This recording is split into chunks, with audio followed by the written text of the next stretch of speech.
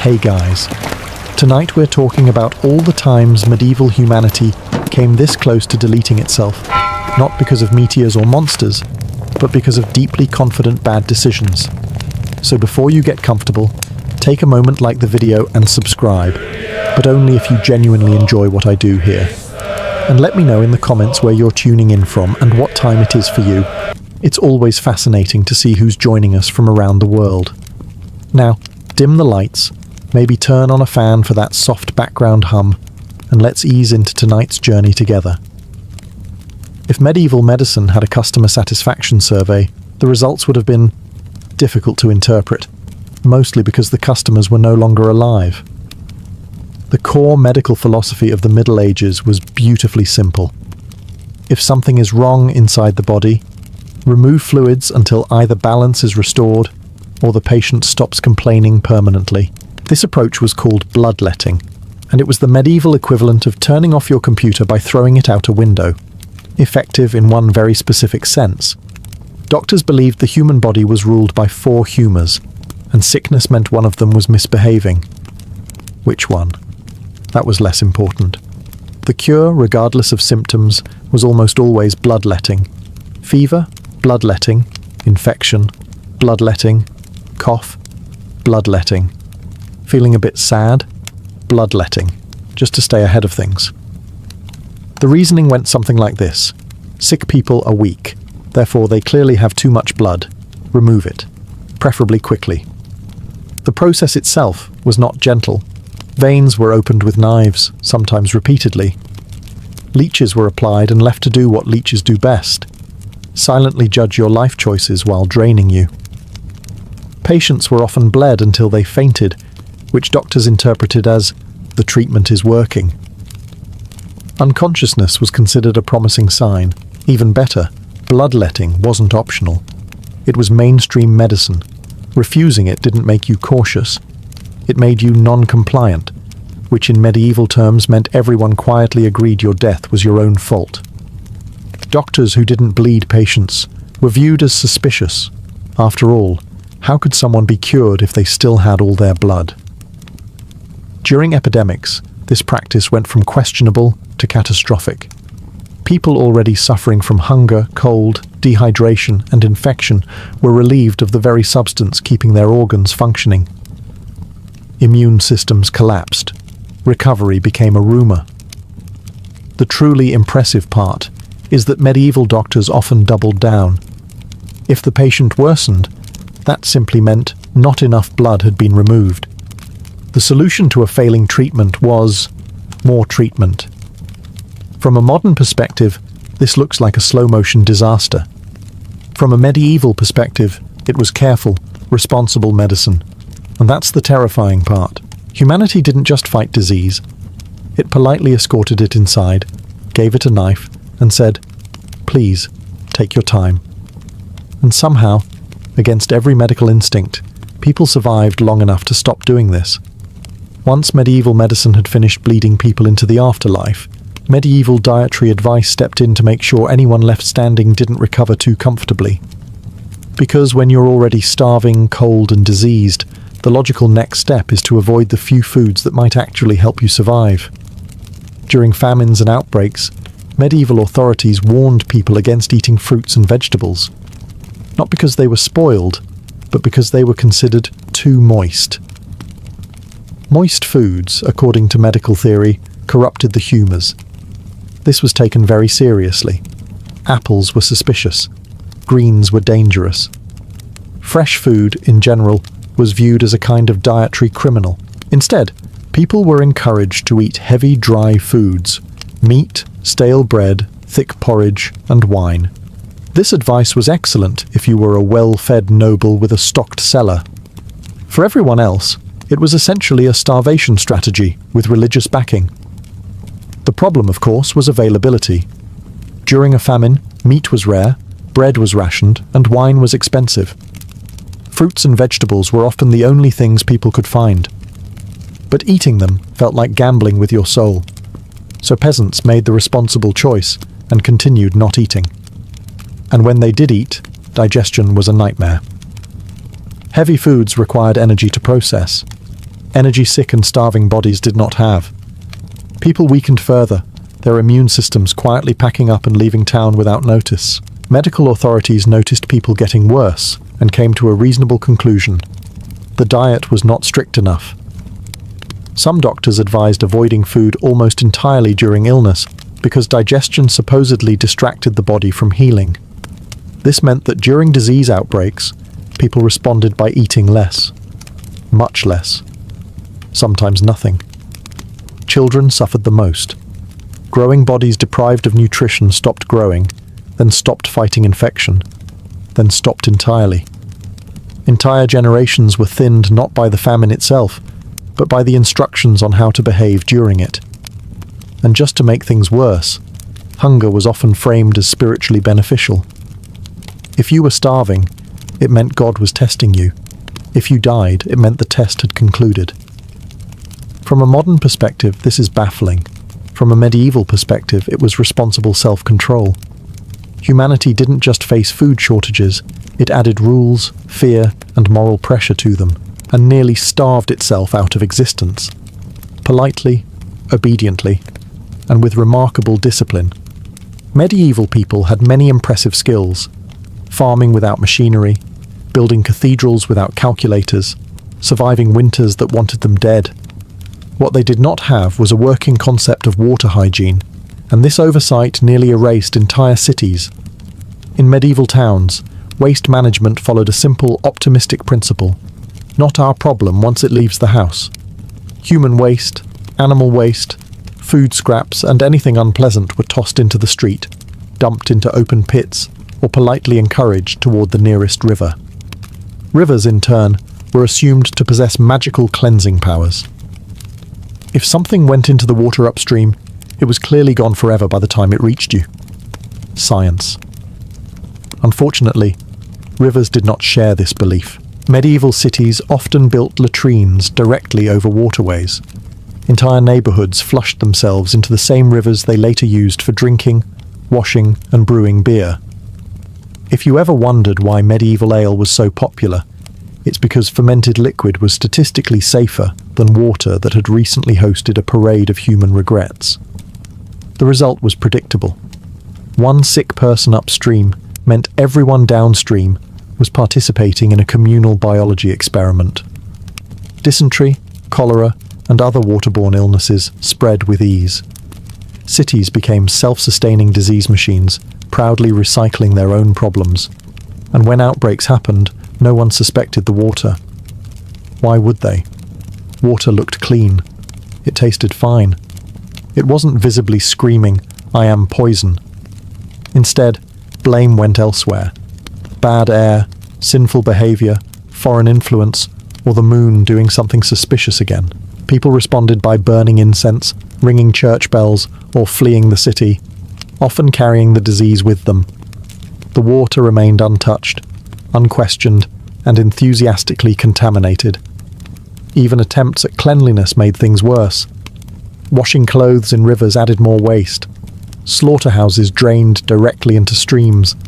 Tanners soaked animal hides in water that later flowed into wells. It was an ecosystem of poor decisions working together in perfect harmony. The truly astonishing part is that medieval cities knew something was wrong. People noticed patterns. Sickness followed certain water sources. Entire neighborhoods suffered repeatedly, and yet, without germ theory, the conclusion was never, "Stop drinking that water." It was, "Something unseen is angry." From a modern perspective, medieval sanitation looks horrifying. From a medieval perspective, it was logical, traditional, and extremely unfortunate. Humanity didn't just poison itself. It did it efficiently, cooperatively, and every single day, one cup at a time. When disease struck medieval Europe, people desperately searched for a cause. Unfortunately, instead of discovering bacteria, they discovered vibes. And the vibes were bad. Very bad. Clearly something was to blame, and medieval society decided that something was cats. Cats, you see, had a public relations problem. They were quiet, independent, active at night, and occasionally stared into corners like they knew something you didn't. This made them suspicious. During times of plague, Suspicion was enough to earn a death sentence. Cats were associated with witches, demons, heresy, and general moral failure, none of which, unfortunately, are known carriers of disease. So, medieval communities began killing them. A lot of them. This decision was made with confidence. If cats were evil, and evil caused disease, then fewer cats meant less disease. This is what passed for epidemiology. Unfortunately, cats were also the main predators of rats. And rats, as it turns out, were deeply involved in the entire plague situation. With cats gone, rat populations exploded. Rats moved freely through homes, grain stores, streets, and sleeping areas like they had just received a written invitation. Fleas followed. Fleas thrived, and the plague spread faster than ever. At no point did medieval society pause and say, "Interesting, ever since we removed the animals that kill rats, there seem to be more rats." That would have required observation, humility, and admitting a mistake. 3 things medieval crisis management actively avoided. Instead, the worsening plague was taken as proof that not enough cats had been eliminated, so the solution was escalated. More cats were killed. Sometimes dogs too, just in case. Anything furry and vaguely suspicious became a target. This was not limited to one region. Entire towns participated. Cats were burned, drowned, chased away, or destroyed in public displays meant to cleanse the community spiritually. The rats watched quietly from the shadows, deeply appreciative of the new housing opportunities. The irony is painful. One of humanity's oldest allies, an animal that had lived alongside humans for thousands of years, was removed at the exact moment it was needed most. Not because it failed, but because it was misunderstood. From a modern perspective, this looks like tragic comedy. From a medieval perspective, it was righteous action. Humanity didn't just fight disease poorly. It fired the one employee who was actually helping, and promoted the rats instead. When medieval people realized disease wasn't responding to bloodletting, starvation, or cat elimination, they escalated to a bold new strategy: public self-harm combined with long-distance travel. This was known as the flagellant movement, and it may be one of history's most efficient examples of good intentions doing maximum damage. Flagellants believed plague was divine punishment. The solution, therefore, was to impress God with suffering. Groups of men gathered, stripped down to the waist, and marched from town to town, whipping themselves with chains, leather straps, and occasionally enthusiasm. The logic was simple. If God saw enough blood, he would stop the plague. This logic had already failed in hospitals, but hope springs eternal. These processions were not quiet. They were loud, dramatic, and highly contagious, spiritually and biologically. Flagellants sang hymns, drew crowds, and moved directly through densely populated towns. Sick people joined, healthy people joined. Everyone stood close together, breathing deeply, sharing air, sweat, and absolutely everything else. The result was predictable. Wherever the flagellants went, plague followed. Towns that had not yet been affected suddenly found themselves hosting a travelling festival of infection. Instead of isolating disease, medieval society turned it into a touring performance. Authorities occasionally tried to stop them. Some church leaders noticed that whipping yourself while spreading death was not, in fact, working. But by then, the movement had momentum. Flagellants didn't trust doctors, priests, or officials. They trusted pain. Pain felt productive. Pain felt meaningful. Pain looked like action. And so they marched on. The psychological appeal was strong. When everything feels out of control, doing something feels better than doing nothing, even if that something is objectively worse. The flagellants gave people purpose, certainty, and a sense of moral superiority, all while unknowingly accelerating population collapse. From a modern perspective, it's horrifying. From a medieval perspective, it was devotion in motion. Humanity didn't just fail to contain disease. It organized it, scheduled it, and sent it on tour. And somehow, miraculously, people still survived long enough to eventually stop doing this. Medieval cities were marvels of human achievement. Towering walls, bustling markets, narrow streets filled with life, commerce, and, unfortunately, everyone's bodily fluids. If disease were looking for ideal living conditions, medieval urban planning would have won an award. Cities grew fast and vertically, but not intelligently. Houses were packed together so tightly that neighbours could borrow salt through the window. Streets were narrow, dark, and designed more for shadow than sunlight. Fresh air was considered optional. Ventilation was a rumour. People lived on top of each other because land inside city walls was valuable. The solution was simple: stack humans like firewood. Multiple families shared single buildings. Animals lived indoors. Chickens wandered through kitchens. Pigs strolled the streets like they owned the place, which, frankly, they kind of did. Waste management followed the same philosophy as everything else: minimal effort, maximum optimism. Refuse was tossed into the street. Chamber pots were emptied out windows with a polite warning if you were lucky. Rain occasionally washed things away, which was considered a complete sanitation plan. When disease entered this environment, it didn't spread. It exploded. Close living meant constant contact. One cough reached 10 people.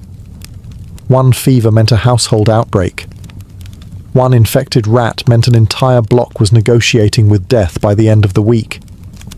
Isolation was nearly impossible. Quarantine meant sleeping 6 inches farther away from the person coughing directly into your face. And yet, medieval cities believed density was safety. Walls kept enemies out. Crowds meant protection. The idea that humans themselves could be the threat was uncomfortable. Much easier to blame air, stars, or moral decay than admit that living inside a human beehive might have consequences. Even worse, cities attracted people during crises. When famine or war struck the countryside, peasants flooded into cities seeking food and work. Instead, they found overcrowding, disease, and a fast-track introduction to urban mortality. From the outside, medieval cities looked impressive.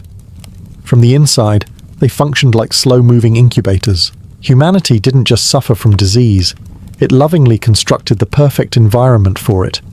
Brick by brick, wall by wall, person by person. And still, cities grew. Because despite everything, people preferred dying together inside walls than alone outside them. Once medieval society accepted that disease wasn't politely staying inside city walls, it needed something to blame. Unfortunately, germs were invisible, and medieval people did not trust invisible things unless they were angels, demons, or deeply judgmental saints. So instead of fighting disease, they fought people. When plague struck, logic packed its bags and left town. Fear took over, and fear demanded a target. Witches, heretics, foreigners, beggars, healers, midwives, and anyone slightly unusual suddenly became suspicious. If you lived alone, knew herbs, spoke differently, or had a cat before Chapter 4 happened to it, congratulations, you were now a public health threat. Entire communities became convinced that burning the wrong people would somehow disinfect reality itself. Fires were lit, trials were rushed, evidence was optional, confessions were encouraged with enthusiasm. The logic was simple. If we destroy the source of evil, the sickness will stop. The plague, unfortunately, did not attend these meetings. This strategy had several drawbacks. First, it removed people who were often useful. Midwives and healers were targeted precisely because they were present during illness. Killing them reduced care, not disease. Second, executions created crowds. Large, tightly packed, emotionally charged crowds. Exactly the environment disease preferred. Third, persecution caused panic. People fled towns to avoid accusations, carrying disease with them into new regions. Others hid symptoms, afraid that coughing too loudly might earn them a trial. Silence replaced honesty, and illness spread quietly behind closed doors. Worst of all, this approach created a dangerous feedback loop. When disease worsened, it proved guilt had not been punished enough. So more people were accused, more fires were lit, More communities destabilized themselves in the middle of an epidemic. From a modern perspective, this looks monstrous. From a medieval perspective, it looked like action. It felt righteous. It gave people the illusion of control in a world where everything else was collapsing. Humanity didn't just misunderstand disease, it declared war on imaginary enemies, and in the process helped extinction along quite efficiently. The plague didn't need to fight humans. Humans did most of the work themselves. When medieval medicine wasn't busy removing blood or banning vegetables, it turned to its next great idea: poison. Not accidental poison, intentional, measured, doctor-approved poison. Because if disease was strong, the cure clearly needed to be stronger, ideally lethal, but in a controlled way. Medieval pharmacies were less healing centres and more experimental hazards. Remedies included mercury, arsenic, lead, sulphur, and various mysterious powders scraped from rocks that had never helped anyone, ever. These substances were believed to purge illness from the body by forcing it out violently. Vomiting, sweating, diarrhea, all excellent signs. If you felt worse, the medicine was working. Mercury was especially popular. It was shiny, mysterious, and deeply toxic. 3 qualities medieval people found very convincing. Doctors prescribed it for skin diseases, parasites, and general bad vibes. Patients who survived the illness often didn't survive the cure. Those who did were rewarded with nerve damage, madness, and a shortened life expectancy. A win by medieval standards. Lead was everywhere. Pipes, plates, cups, cookware, cosmetics, even medicine. Wine was sometimes sweetened with lead compounds, which gave it a pleasant taste and slowly poisoned anyone who enjoyed it regularly. Entire communities suffered chronic lead poisoning without realizing it, mistaking the symptoms for divine punishment or melancholy. Arsenic had a dual career as both medicine and murder weapon. In tiny doses, it was believed to restore balance. In slightly larger doses, it restored silence. Unfortunately, medieval measurement tools were not precise, and the difference between healing and fatal was often a strong guess and a prayer. What made this especially dangerous was trust. These substances were prescribed by authority figures. Doctors, monks, scholars, people trained, respected, and absolutely confident. Patients didn't question them. After all, refusing medicine was irresponsible. If you died, it meant the disease was stronger than the cure. No one considered the alternative explanation. During epidemics, poison treatments multiplied. Desperate people swallowed anything recommended. If one remedy failed, doctors tried another, often stacking poisons on top of poisons, turning sickbeds into chemistry experiments with no safety guidelines. From a modern perspective, this is horrifying. From a medieval perspective, it was cutting-edge science. Humanity didn't just fight disease blindly, it fought it with toxins, and congratulated itself for being proactive. At a certain point during medieval epidemics, death simply outpaced organization. People didn't stop dying, they just stopped being dealt with properly. And when a society can't keep up with its dead, things get unpleasant very quickly. During major outbreaks, bodies accumulated faster than they could be buried. Graveyards filled, churches overflowed, coffins became optional. Eventually, corpses were stacked in homes, streets, and public spaces, like unwanted furniture no one knew where to put. This was not a sign of disrespect. It was a sign of exhaustion. Normally, burial involved ritual, care, and distance from the living. During epidemics, that distance vanished. Families kept dead relatives indoors for days, sometimes longer, waiting for priests, grave diggers, or anyone brave enough to help. The air inside homes grew heavy. The smell announced that something had gone very wrong with the concept of indoors. Mass graves were the emergency solution. Trenches were dug hastily, often near towns, rivers, or wells, because digging far away required time, energy, and optimism, all of which were in short supply. Bodies were layered quickly, covered thinly, and forgotten out of necessity rather than neglect. This created a problem medieval people did not understand but absolutely experienced. Decay contaminated water sources. Insects flourished. Animals dug.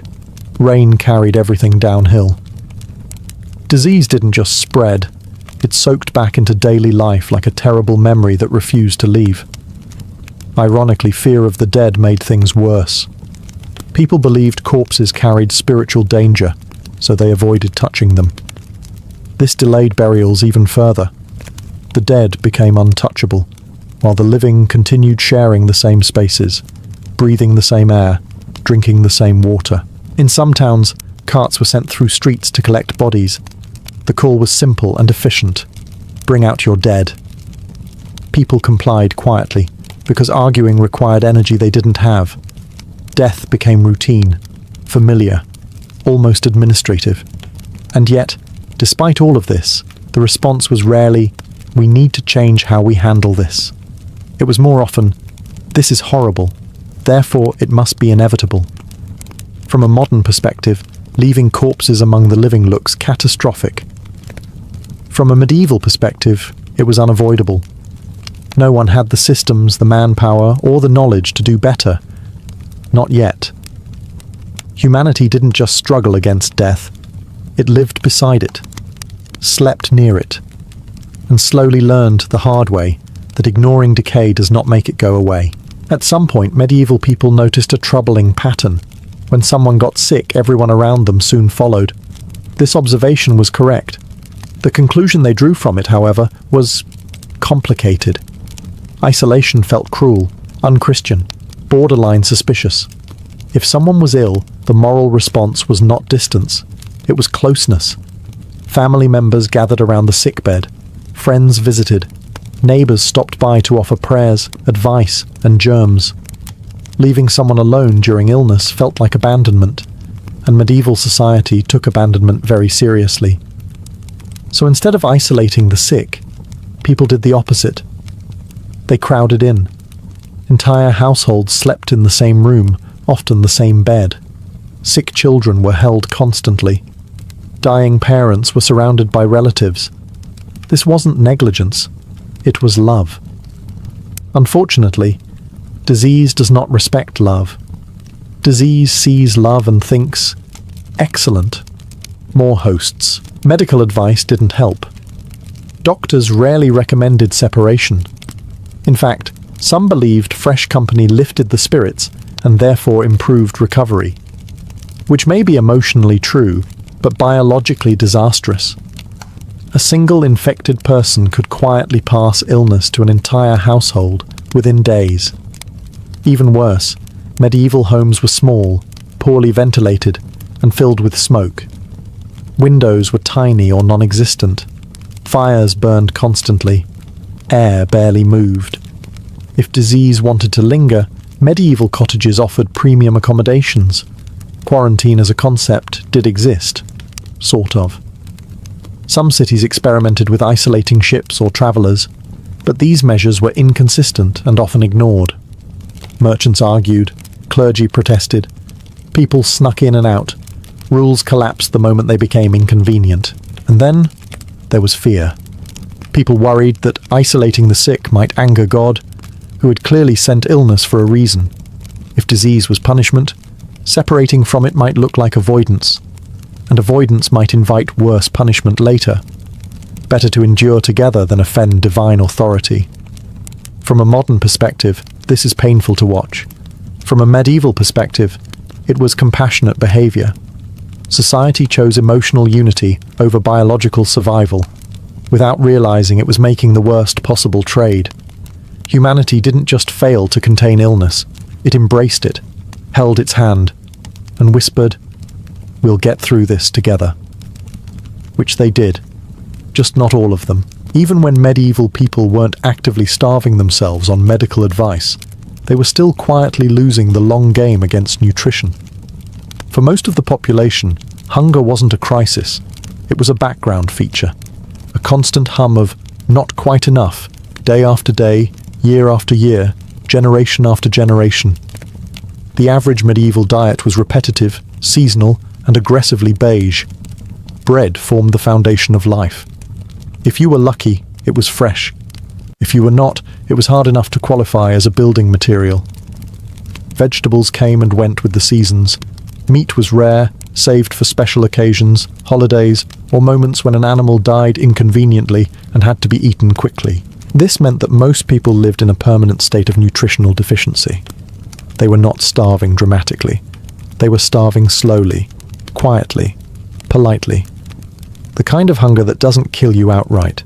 It just makes you weaker, shorter, sicker, and far less capable of surviving the next disaster. Children grew up underfed. Their bodies adapted by growing less. Shorter stature, weaker bones, and compromised immune systems became normal. Adults carried those deficits into adulthood, where a minor infection could become fatal simply because the body had no reserves left to fight with. Then came the bad years. Crop failure, harsh winters, war, floods. Famine didn't arrive alone. It arrived on top of an already weakened population. People who had survived decades of almost enough suddenly faced definitely not enough. And bodies that had been running on empty had nothing left to give. Ironically, the social response often made things worse. During shortages, people hoarded, markets collapsed, prices spiked. The poor were priced out of survival while watching food exist just out of reach. Malnutrition turned into mass death, not because food didn't exist, but because access did not. And through it all, hunger was normalized. People didn't complain much. Complaining implied expectation, and expectation implied entitlement. Hunger was framed as moral discipline, spiritual testing, or simply the natural order of things. From a modern perspective, this looks like systemic failure. From a medieval perspective, it was life as designed. Humanity didn't just face famine. It lived perpetually one bad harvest away from collapse, and somehow survived, thin, tired, and astonishingly resilient. If disease and hunger didn't finish the job, medieval warfare was always waiting patiently in the background, sharpening a sword and burning a village just to stay busy. War in the Middle Ages was not a brief interruption of peace. It was a lifestyle, a recurring subscription humanity never managed to cancel. Medieval wars rarely ended cleanly. Armies didn't fight one decisive battle and politely go home. They marched back and forth across the same countryside for years, sometimes decades, destroying the exact resources civilians needed to survive. Crops were trampled or burned, wells were poisoned, livestock was stolen or slaughtered. The goal wasn't just to defeat the enemy, it was to make the land itself unlivable. For peasants, this meant famine on demand. You could survive disease one year, hunger the next, and then wake up to find soldiers politely turning your entire livelihood into ashes because your village happened to exist between two arguing nobles. Armies were also excellent disease delivery systems. Soldiers lived in close quarters, travelled constantly, and brought sickness wherever they went. When they passed through towns, they didn't just take food and shelter. They left behind infections. War didn't pause plagues. It distributed them. Civilians fled violence into forests or cities, creating overcrowding wherever they went. Refugees packed into already struggling towns, pushing sanitation and food systems past collapse. Cities became pressure cookers of hunger, fear, and disease, while the countryside lay ruined. And when wars finally paused, the damage didn't magically disappear. Fields took years to recover. Seed grain had been eaten. Tools were gone. Skilled labourers were dead. Even peace was exhausting. What made this especially dangerous was frequency. Medieval people didn't experience one war per generation. They experienced several. Border conflicts, succession wars, feuds, crusades. Conflict was constant enough that recovery often never fully happened before the next disaster arrived. From a modern perspective, this looks like systemic madness. From a medieval perspective, it was normal politics. Humanity didn't just suffer war, it normalized it, built systems around it, and then wondered why populations kept collapsing. That medieval people survived it all is less a testament to strategy, and more a testament to sheer stubborn refusal to disappear. Medieval homes were warm, smoky, and deeply committed to damaging your lungs. Fire was essential for survival, but medieval architecture treated smoke like a mild suggestion rather than a lethal problem. Chimneys were optional, ventilation was theoretical, and fresh air was something you experienced briefly while going outside to fetch water and question your life choices. Most peasant homes had an open hearth in the centre of the room. The smoke from this fire did not exit efficiently. Instead, it lingered. It curled around rafters, sank back down, and filled living spaces with a thick haze that made your eyes water and your throat feel like it had personally offended the fire. This was not considered dangerous. This was considered cozy. People lived, slept, cooked, and worked in this environment every day. Children grew up breathing smoke the way modern people breathe city air. Coughing was normal. Burning eyes were normal. Headaches were normal. If you couldn't see clearly across the room, that just meant the fire was doing its job. Over time, this constant exposure took a toll. Chronic respiratory problems were widespread. Lungs weakened. Immune systems suffered. When epidemics arrived, these damaged lungs became perfect entry points for illness. What might have been survivable in a healthier body became fatal in one already struggling to breathe. Ironically, smoke was also believed to be protective. Some people thought it purified the air or drove away evil influences. So when disease appeared, the solution was sometimes more smoke, extra fires, more incense, less oxygen. If the plague didn't get you, the atmosphere might. And remember, homes were small. Entire families slept in the same room, sometimes the same bed, wrapped in blankets saturated with smoke. Night after night, lungs absorbed particles that modern doctors would describe with words like extremely concerning. From a modern perspective, medieval indoor living looks like a public health disaster. From a medieval perspective, it was survival. Cold killed faster than smoke, at least in the short term. The long-term consequences were someone else's problem, usually future you. Humanity didn't just warm itself, it slowly smoked itself, and then wondered why breathing felt optional during epidemics. The miracle isn't that medieval people suffered from respiratory illness. The miracle is that they survived long enough to eventually invent chimneys that actually worked. One of the most dangerous things medieval people ever did wasn't burning cats, drinking sewage, or bleeding patients until they fainted. It was something far quieter and far more persistent. They trusted tradition more than evidence. And tradition, unfortunately, had a very impressive body count. In medieval society, knowledge wasn't something you tested, it was something you inherited. If an idea was old, it was correct. If it came from an authority figure, it was unquestionable. And if it had killed people before, that was clearly unrelated and probably God's fault. Medical texts were copied word for centuries, even when their advice consistently failed. Bloodletting worked because Galen said it worked. Dietary restrictions mattered because Aristotle had opinions. Questioning these figures wasn't curiosity, it was arrogance. And arrogance, everyone knew, was much more dangerous than dying of preventable illness. Observation did happen. People noticed patterns all the time. They saw that certain treatments made patients worse. They noticed that some towns got sick more often than others. They realized that certain water sources caused problems. But observation without permission meant nothing. If what you saw contradicted tradition, tradition won. And tradition always won. A healer who suggested something new risked ridicule, punishment, or accusations of heresy. A doctor who ignored accepted methods could lose status or livelihood. Even being right didn't protect you. In fact, being right too early was suspicious. Why were you questioning wisdom passed down for generations? What were you hiding? This created a world where deadly ideas survived longer than people. Practices that harmed patients continued simply because they had always been done. Progress moved at the speed of copying manuscripts by candlelight, and only if the copyist approved of the idea. The truly dangerous part was confidence. Medieval society wasn't uncertain. It was deeply sure of itself. It believed it understood the world, illness, and God's intentions. And that certainty delayed improvement far longer than ignorance ever could have. From a modern perspective, this looks like stubbornness. From a medieval perspective, it was respect. Respect for elders, for tradition, for authority, even when that authority was quietly leading everyone toward extinction.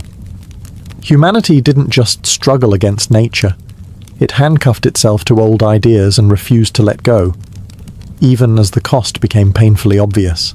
By the end of it all, the most astonishing thing about medieval humanity is not how close it came to extinction, it's that it didn't actually manage to pull it off. Given the bloodletting, starvation, poisoned medicine, sewage drinking, cat extermination, plague parades, crowded cities, endless wars, smoky lungs, and unwavering loyalty to terrible ideas, survival should not have been on the table. And yet, here we are. Medieval people didn't survive because their systems worked. They survived because humans are remarkably stubborn creatures who keep reproducing even when everything else is going wrong. Survival wasn't engineered. It wasn't planned. It happened in the cracks between disasters, in the pauses between bad decisions, in moments where someone accidentally did the right thing for the wrong reason. Progress came slowly, and usually by accident. Someone noticed that isolating the sick sometimes helped. Someone realized certain water sources made people ill. Someone stopped bleeding patients because too many died immediately afterward. These changes didn't arrive as revolutions. They crept in quietly, often without explanation, long before theory caught up. What truly saved medieval people wasn't intelligence. It was adaptation under pressure. When a practice became so deadly that it threatened entire communities, it eventually softened, shifted, or quietly disappeared. Not because society admitted it was wrong, but because continuing it became impossible to ignore. And even then, change was resisted every step of the way. The Middle Ages were not a story of ignorance versus enlightenment. They were a story of humans trapped inside belief systems that once made sense, slowly realizing those systems were killing them, and then arguing about it for several centuries. From a modern perspective, it's easy to laugh. From a historical perspective, it's sobering, because medieval people weren't uniquely foolish. They were doing what humans always do, trusting what feels familiar, obeying authority, clinging to explanations that offer comfort, and avoiding uncertainty at all costs. They almost went extinct, not because they were weak, but because changing how you think is harder than surviving another bad year. In the end, humanity didn't escape the Middle Ages by brilliance alone. It escaped by surviving long enough to question itself. And honestly, that's still how it works today. At the very center of Norse belief stood Yggdrasil, not as a symbol, but as the literal structure holding existence together. To the Vikings, the cosmos was not an abstract void of stars and emptiness. It was a living system, organic and fragile, bound together by a colossal ash tree whose roots and branches touched every corner of reality. If Yggdrasil failed, everything failed with it. The tree rose from the depths of existence, its trunk impossibly vast, its bark weathered by ages older than memory. Its branches stretched outward and upward, cradling worlds like fruit on a limb. These branches were said to creak and groan, not from wind, but from the weight of fate itself. The Vikings imagined the universe as something that could be heard, strained, and slowly worn down over time. Yggdrasil was not serene or benevolent. It was constantly under attack. Serpents gnawed at its roots. A dragon chewed endlessly at its base. Deer stripped its leaves. Decay was not an accident. It was built into the system. The Vikings believed that existence was never stable, never safe, and never eternal. Even the structure holding the cosmos together was slowly dying.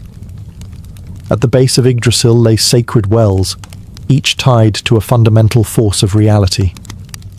One was the well of wisdom, guarded fiercely and paid for in sacrifice. Another was the well of fate, where the destinies of gods and men alike were carved into existence. These waters fed the tree, but they also reminded the gods that knowledge and destiny came at a cost. Importantly, Yggdrasil did not separate gods from humans or the living from the dead. All were connected through the same structure. The Vikings saw themselves not as spectators in the universe, but as participants standing on one of Yggdrasil's branches.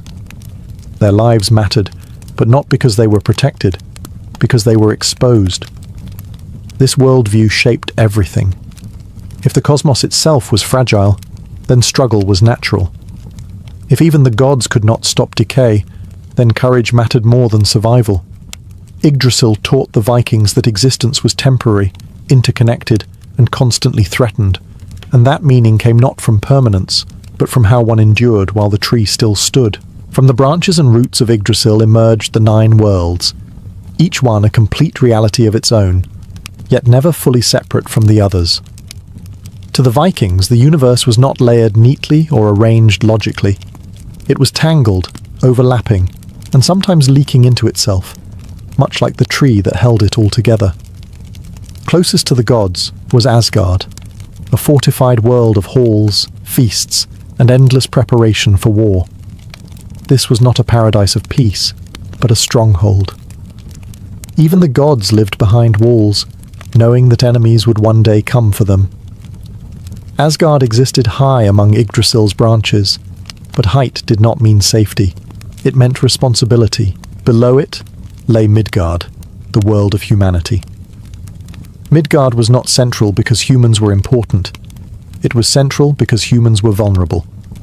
Surrounded by oceans and encircled by a massive serpent, Midgard was exposed to chaos on all sides. The Vikings believed their world was constantly under threat, balanced between order and destruction, never fully secure.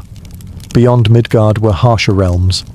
Jotunheim was a land of giants, ancient beings who embodied chaos, raw nature, and unstoppable forces. Giants were not evil in a moral sense, they were inevitable. Storms, winters, earthquakes, and famine all belonged to their domain. Conflict between gods and giants was not about good versus evil, but control versus collapse. Far below, wrapped around the roots of the tree, lay darker worlds. Niflheim was cold, silent, and lifeless, while hell received those who died without glory. Death was not punishment here. It was simply another destination, another branch on the tree. Crucially, these worlds were not sealed off. Gods walked into human lands. Giants invaded divine halls. Monsters crossed boundaries when balance failed. The Vikings believed reality was porous, always at risk of being breached. Living within the 9 worlds meant accepting uncertainty. You were never isolated. You were part of a system that could shift, crack, or collapse at any moment. The 9 worlds taught the Vikings that existence was interconnected, and that no realm, not even the gods, stood alone. At the heart of the Viking cosmos stood Odin, not as a gentle father god, but as a restless seeker who ruled through knowledge, sacrifice, and fear. To the Norse, wisdom was not something given freely. It had to be taken, stolen, or paid for in pain. Odin understood this better than anyone, because he paid more than all others combined. Odin was obsessed with knowing how the universe worked and, more importantly, how it would end. He did not seek comfort or reassurance. He sought truth, even when that truth promised destruction. This obsession drove him to acts no other god would dare. He gave up one of his eyes at the Well of Wisdom, sacrificing part of his sight in exchange for deeper understanding. From that moment on, Odin saw less of the world, but understood far more of it. Yet even that was not enough. Odin went further, hanging himself from Yggdrasil itself, pierced by his own spear, denying himself food and water. For 9 days and 9 nights, he suffered between life and death, not as a martyr, but as a hunter, trapping knowledge. From this ordeal, he gained the runes, symbols of power, fate, and magic that governed reality. The message was clear. Wisdom is born from suffering, not comfort. Odin's rule reflected this philosophy.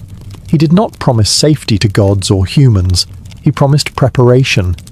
He sent his ravens across the worlds to gather information. He filled Valhalla not with the innocent, but with the violent and the brave, warriors who could fight when the end came.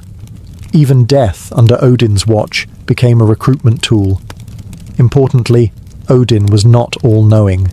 He knew Ragnarok would come, but not how to stop it. His wisdom revealed limits, not solutions. This made him deeply tragic.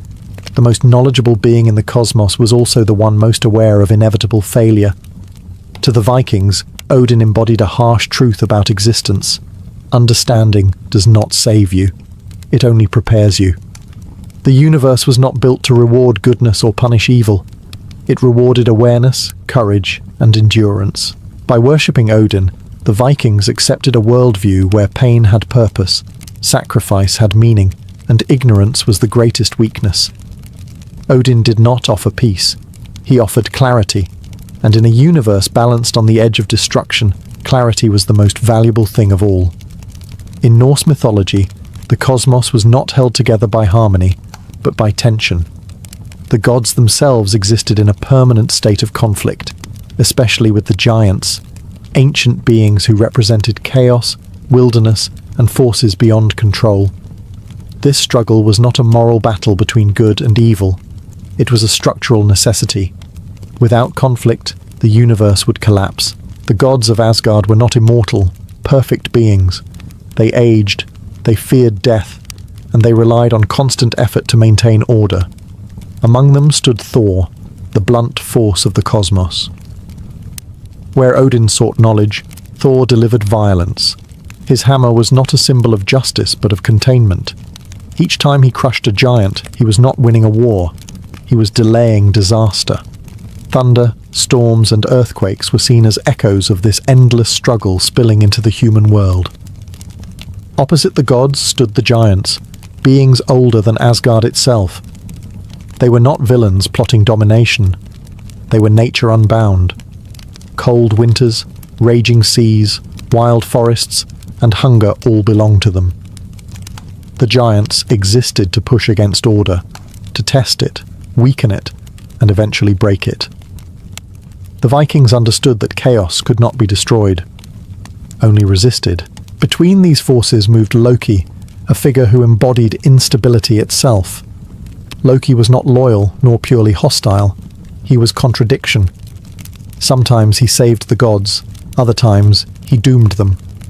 His cleverness created solutions, but his arrogance planted the seeds of catastrophe. To the Vikings, Loki represented the danger of intelligence without restraint, the kind of cleverness that solves one problem while creating 10 more. This constant friction shaped the universe. Peace was temporary. Victories were brief. Every feast in Asgard existed because another battle was coming. The gods knew this. That is why they never sought to eliminate their enemies entirely. Total victory would mean stagnation, and stagnation meant decay. For the Vikings, this cosmic conflict mirrored real life. Storms ruined crops. Winters killed livestock. War was inevitable. Survival depended on strength, adaptability, and readiness, not hope for lasting peace. The universe, as they believed it, was a battlefield in slow motion. Order and chaos pushed against each other endlessly, and existence survived only in the narrow space between them. Above gods, giants, and humans alike ruled a force even the strongest could not challenge: fate. The Vikings believed that everything, every birth, battle, and death, was already woven into existence. This power was embodied by the Norns, 3 ancient beings who lived at the roots of Yggdrasil, quietly shaping reality itself. The Norns were not gods, and they were not evil. They simply were. One shaped what had already happened, another shaped what was unfolding, and the third shaped what was yet to come. Together, they carved destinies not only for humans, but for the gods themselves. Even Odin, with all his sacrifice and knowledge, could not rewrite what the Norns had decided. He could see fate approaching, but he could never stop it. This belief made Norse mythology brutally honest. There was no illusion of escape. Death was not a punishment for failure, nor was survival a reward for virtue. You lived exactly as long as you were meant to live. What mattered was not how long your thread lasted, but how tightly it was woven. This is why courage mattered so deeply to the Vikings. If the ending was fixed, then fear was pointless. Running from fate did nothing but waste the time you were given. Facing it directly, weapon in hand, gave meaning to existence. A warrior who died screaming was pitied. A warrior who died standing was remembered. Nowhere was this clearer than in the Viking view of death itself. Those who fell bravely in battle were carried to Valhalla, not to rest, but to prepare. Every day they fought, bled, and died again, only to feast and rise once more. Valhalla was not paradise. It was training for the final catastrophe. Fate, in Norse belief, did not exist to be avoided. It existed to be met properly. Even the gods knew how the story would end. They knew betrayal was coming. They knew monsters would break free. They knew the cosmos would burn. And yet they prepared anyway. This worldview taught the Vikings something rare and unsettling. Meaning does not come from winning. It comes from standing firm when defeat is certain, and choosing to face the end without flinching. All of Norse cosmology bent toward a single, unavoidable event, Ragnarok. This was not a surprise ending or a sudden catastrophe. Ragnarok was embedded into creation itself from the very beginning. The Vikings believed the universe was born with an expiration date, and every age, every war, and every omen was a slow step toward that final collapse. Ragnarok was not triggered by one mistake or one act of evil. It began with imbalance. Bonds weakened, promises broke, natural order frayed, winters grew longer and crueler, brothers turned on brothers. The world did not end in fire alone, it ended in moral decay. To the Vikings, social collapse and cosmic collapse were reflections of the same process. As Ragnarok approached, the monsters long restrained by the gods would finally break free. Fenrir, the monstrous wolf bound by trickery, would snap his chains and devour everything in his path. His jaws were said to stretch from earth to sky, consuming gods as easily as men. At the same time, Jörmungandr, coiled around Midgard, would rise from the sea, flooding the land and poisoning the sky with his breath. From the underworld would march the dead, led by Hel, while giants would storm the heavens, crossing shattered boundaries that once kept reality intact. Even the sun and moon would not escape. They would be devoured, plunging the world into darkness. The gods did not misunderstand Ragnarok. They knew exactly what it meant. Defeat, not a close battle, not a tragic victory, an absolute end. Odin would be swallowed by Fenrir. Thor would kill the world serpent only to collapse, poisoned moments later. No sacrifice, no wisdom, no strength could prevent this outcome. What makes Ragnarok remarkable is not its destruction, but the response to it. The gods did not flee. They did not beg fate for mercy. They armed themselves, gathered their allies, and marched toward a battle they knew they would lose. To the Vikings, Ragnarok was not a failure of the gods. It was the ultimate proof of honor. Knowing the end did not excuse inaction. Meaning came from resistance, not survival. The universe would burn, but it would burn standing. In the Norse worldview, death was not a mystery to be feared. It was a destination already accounted for. The universe was built with endings in mind, and death was simply one more transition along Yggdrasil's branches. What mattered was not avoiding death, but earning the right kind of ending. The most famous destination was Valhalla, Odin's great hall. But Valhalla was never meant for everyone. It was reserved for those who died bravely in battle, weapon in hand, meeting violence with defiance. Even then, Valhalla was not rest. The dead warriors, the Einherjar, fought each other every day, killing and being killed, only to rise again by nightfall to feast and prepare. Death was not the end of struggle, it was recruitment. Alongside Valhalla existed Folkvanga, ruled by Freyja. Half of the fallen were said to go there instead, though little was known about what awaited them. This uncertainty mattered. The Vikings did not obsess over mapping the afterlife. They accepted that not everything was meant to be understood. For those who did not die in battle, there was hell. Contrary to later Christian ideas, hell was not a place of punishment. It was quiet, cold, and colourless, a reflection of deaths without glory.